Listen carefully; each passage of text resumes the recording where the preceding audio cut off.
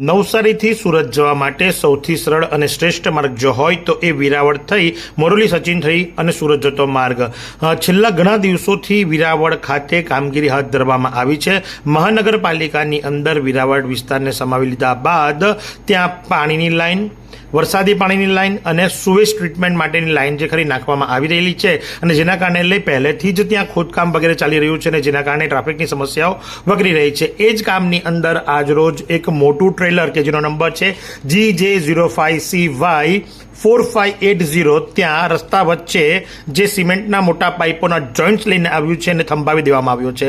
એ truck ત્યાં trailer સાથે મૂકવામાં આવ્યું છે જેના કારણે લઈ દોઢે દિવસે આટલી મોટી ટ્રાફિકની સમસ્યા સર્જાઈ છે।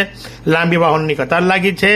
આ ટ્રકને જો વહેલો હટાવી નહીં લેવામાં આવે તો સાંજના સમયે વધુ ટ્રાફિક વકરી શકે એમ છે।